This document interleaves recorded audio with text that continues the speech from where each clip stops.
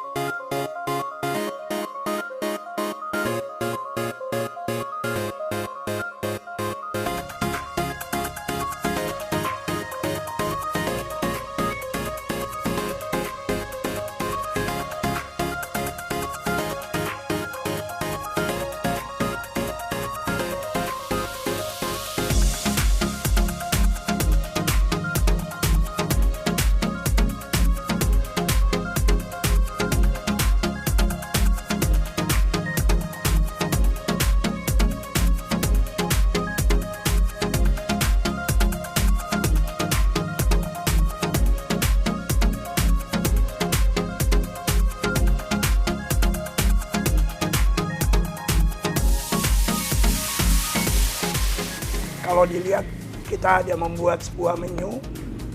Ini contohnya waktu itu kita membuat sebuah flavor of taste dari sebuah odol. Mas Tori, bisa nggak buatin saya lagi mau buat odol nih. Itunya orange, dia bilang rasanya. Akhirnya terbentuklah namanya The Orange Coffee itu. Dan itu udah belasan tahun sampai sekarang juga. Puji Tuhan ya, kami diberikan sebuah talenta di situ untuk membuat, meracik dan menciptakan. Akhirnya jujur, kami memang dari kecil sekali waktu itu Mbak, mulai percaya diri untuk membangun usaha ini untuk lebih tampil lagi. Jadi misalnya ada yang mau pesan, ada coffee break package, ada untuk birthday party, untuk launching product for the event, itu semua bisa ternyata.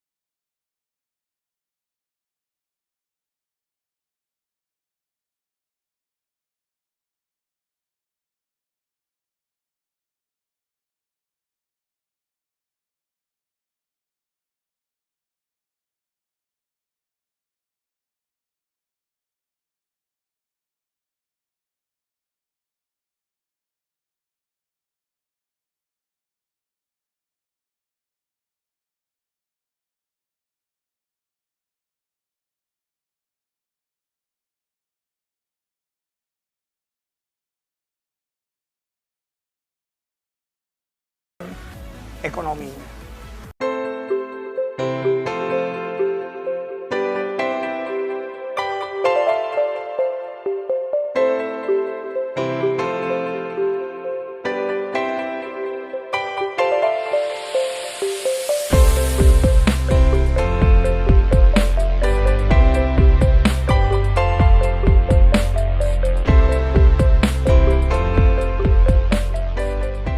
Nah, jujur aja Mbak, sudah kami mendapatkan itu, di sebuah ruangan besar itu, saya terus berpikir, apa makna di ruangan ini yang bisa bukan hanya tamu pas datang, tapi tempat itu digunakan sebuah aktivitas.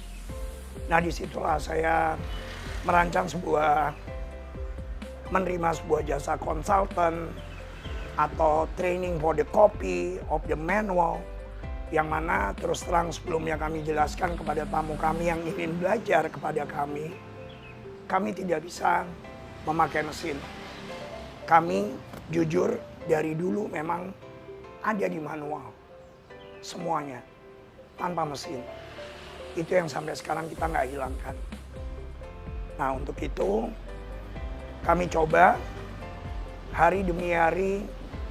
Kami mulai gitu di sebuah tempat itu, kami menerima seminar dan segala macamnya di dunia perkopian dan entrepreneurship. Dan kami banyak waktu itu Mbak yang datang, kita share dengan pengalaman yang ada pada kita ini. Saya berikan ke banyak orang juga. Bagaimana Anda berwira swasta, apa langkahnya, dan bagaimana mengerjakannya. Nah, ini nanti tersambung gitu Mbak dengan cerita kenapa saya ada di sini.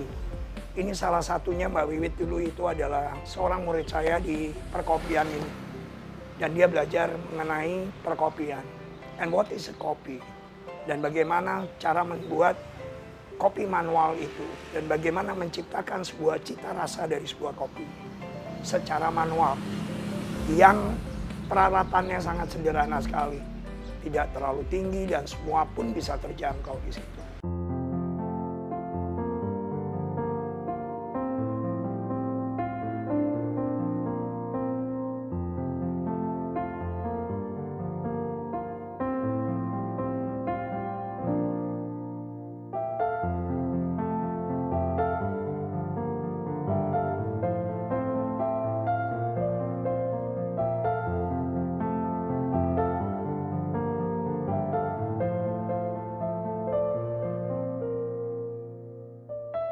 Kami akhirnya kemarin jujur aja, kami kehilangan tempat itu juga. Karena udah berjalan di 3 tahun di tenda itu, kemudian di gedung, ini permasalahannya mengenai ekonomi, jujur aja.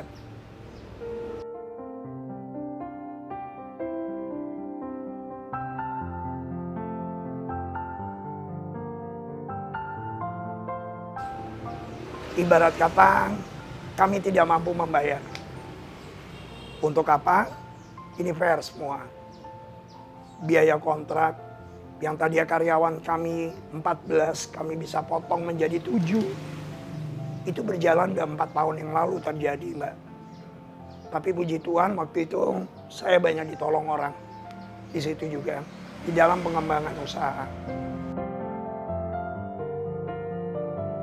Setelah kami udah pindah, kami bertemu dengan seseorang waktu itu. Kami diberikan sebuah lahan sangat besar sekali. Dan sudah pembangunan. Akhirnya mandek pembangunan ini.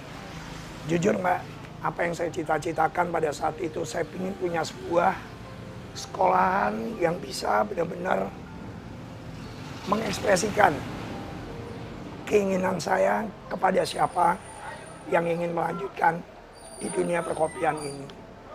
Jujur, dekat-dekat itu persaingannya mengenai perkopian ini mulai mengangkat dari 2 tahun yang lalu. Semua orang ingin punya kedai kopi. Tapi ini sebagai bukti, saya bilang, dulu saat saya mempelajari kopi ini tidak segempar ini. Sampai menanjaknya ini jauh sekali waktu itu sekarang. Dulu hanya segelintir orang mungkin yang menguasai di kopi. Tapi sekarang luar biasa. Nah, tinggal dekat akhir ini kami ketemu dengan orang itu dan saya pindah ke tempat yang baru. Dan kami ternyata udah sharing dan kami juga nggak bisa memiliki seperti dulu. Memiliki secara pribadi dan bagaimana. Bahwa saya mengakui di sini manusia butuh bantuan dengan orang lain juga. Intinya marilah kita bersinergi bersama, be positif, untuk mengembangkan sebuah usaha ini.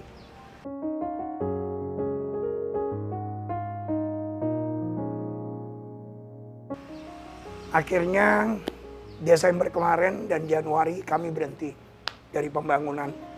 Itu ada di Caman, Mbak, di sana. Dan saya berkenalan dengan seorang di owner di sana juga.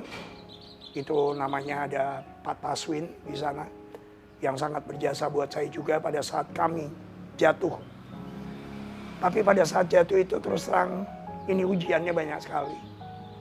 Dan kami hari demi hari ini mempelajari bagaimana mempertahankan. Ternyata mempertahankan itu sulit timbang membuat. Kalau membuat siapapun bisa, mungkin Mbak juga bisa. Tapi mempertahankan di dunia kulineri ini sampai perkopian ini bagaimana? Dengan jujur, saya selama ini mengisi waktu juga. Pekerjaan ini sangat saya cintai, Mbak. Saya nggak mau lepas dari dunia F&B.